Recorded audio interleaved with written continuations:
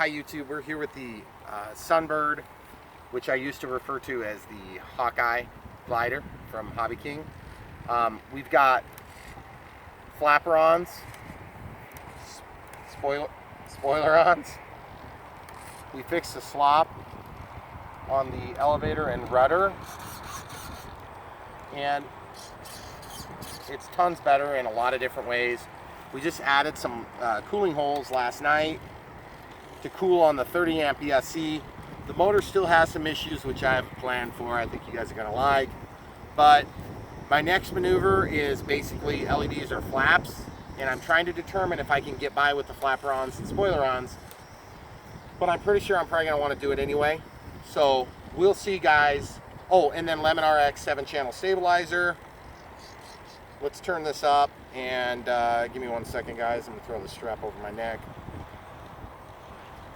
Okay, so stabilizer's all the way up, down, left, right, up. Okay, so everything's working. Off, on. Then down to nothing. Up, down. Okay, so we should be good to go. Throttle cuts off. Whoa. Let me make sure that's not gonna... Okay, we're good. So we're gonna launch over here.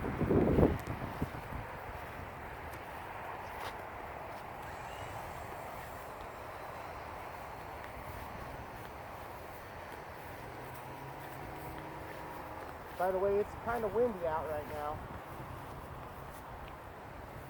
But wind and gliders usually kind of go together well.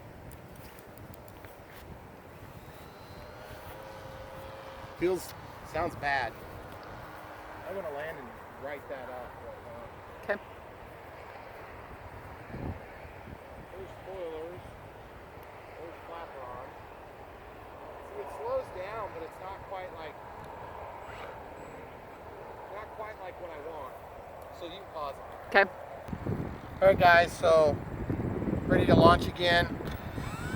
Everything seems to be functioning. My plans for the motor are to take my 810 kV motor out of the Volantix Hobbyking ASW 28. And basically what that's going to do for us is it's going to give us a tremendous amount of power, but it might also be a little touch on the big side. Also, I got to make sure it works properly, because like this one here is just kind of sucky. But the thing flies so dang good. As a glider, it's just gorgeous.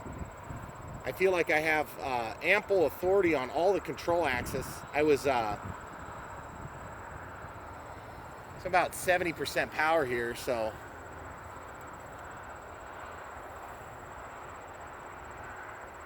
it's just very, very crisp, very responsive. I like the shape of the wing. I like a lot of stuff about this plane now. Oh, that's the other thing we did. That's probably why the trimming wasn't right, because we shimmed up that'd be the left side of the wing to make the dihedral even with the tail surface. And I gotta be honest, like, it feels way more controllable, more linear in terms of the control output, which could be positively impacted by just the squareness of the wings. And you guys see, I'm not like doing anything too extraordinarily complicated here. This is full throttle though, and I mean, it'll go straight up, but it's just not anything too amazing in my opinion. I just want to have more power, and I want to know what's going to happen when I demand it, which helps with the confidence when you're trying to do scarier maneuvers. I'm slipping right now with the rudder, which means I'm riding the rudder with contrary aileron input. And what that does is it keeps you flat. So like if you're riding some wind, you can, okay, I'm out of the throttle now. So watch again, I'm gonna use quite a bit of rudder. You see I'm pointing the nose down, and then I'm just using the ailerons to keep it square. So that's called slipping, which the ailerons have less to do with it. You always slip when you use the rudder to a certain extent, but I'm just doing it on purpose.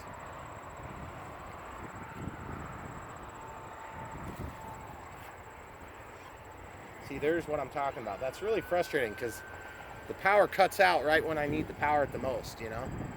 But it's not totally gone, it's just gone at that exact moment. And if you were a new pilot, you would freak out. Okay, so here's spoiler-ons. Really brings it down quick. Almost speeds up the flight, which is not uncommon for spoilers to do. Now we'll show you flaperons. Out of the power, into the wind. Here's flaperons. You can definitely see it slowing down, but I don't feel like I'm losing a lot of roll authority, which is something I'm very happy with. Now I have extra mix of rudder with the ailerons. Okay, into the power here. Little upside down flight here. Yeah, I'm just not, ever since I ran that mower into the ground, I'm just nervous about upside down stuff. And our lighting conditions are getting crappier by the day. Basically, we're getting close to fall here. In fact, today's the first day of fall in Iowa. And so what that means is that our days are going to get aggressively shorter until some idiots at the State House decide to set our clocks back another hour for some unknown reason. Oh, it's for the children. I'm like, don't the children want to play outside? I thought it was for the farmers. Yeah, they want an extra hour of growing. I don't know. Yeah, because setting the clocks changes that. It's a bunch of malarkey. I don't know who came up with it, but they need to stop coming up with it.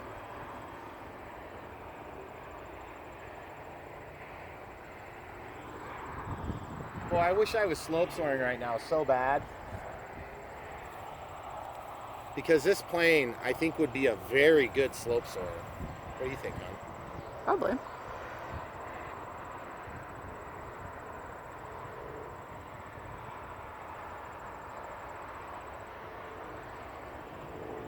Oh, look at the plane up there. Let's get inside with it. What is that plane? Is it a FedEx plane? Oh, yeah, I bet that's what it is.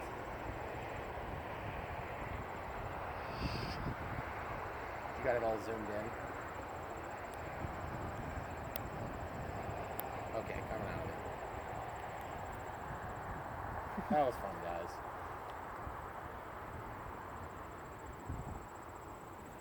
Going behind this time, right overhead. The wind kind of subsided there. I was depending on that wind for my power. Here we go. Whoa. Downwind pass. Miss it? I just got super blurry all of a sudden. Sorry. That's too bad. Yeah, it was weird. By the way, it's way more comfortable now than it was all day. It was so hot today. It was ridiculous. So as you can see, the prop size is actually perfectly appropriate for this plane. I mean, if you're trying to go balls to the walls really, really, really quick, I think this prop would be fine if you had a big enough motor on it. The other thing is, being that I have kind of a stub left on this motor, I haven't been too aggressive about trying to balance it up properly. Ooh, that sounds horrible. Is that a car, though? No, I think it's my prop. I'm going to check it real quick. We'll bring it in for a landing. Spoilers deployed. Flaperons deployed. Just going to ride it into a stall here. See, that was pretty good landing. I mean, in terms of speed. But the thing is, I want, with this plane that I'm not getting right now, is I want that immediate braking. When I'm coming in, I want to be able to just throw the flaps, see how awesome it looks, and have it slow down all simultaneously. Okay, motor's pretty hot today, which is weird. Electronic speed control's hot too. I have a sneaky suspicion that something's going on with this motor more than I realize. And guys, to be perfectly honest with you, I'm okay with it because the motor I put on here is going to be like 1,000,000 times better. The other thing is, throttle cut is on. Yeah, there's definitely air that makes it from the front to the back. I just don't know if it's very effective right now. But it's not like blazing hot. It's not on fire. Let's test the noise.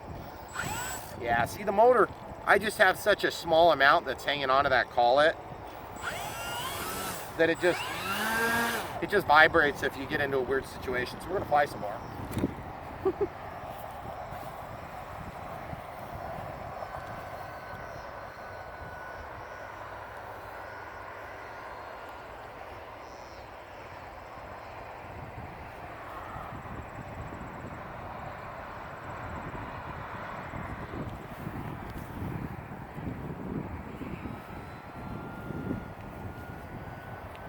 See, that's the problem, is when you ride the envelope like this, you need to have your power on demand. And my flying style calls for power on demand, which, well, that was weird. Did you see that? Mm-hmm.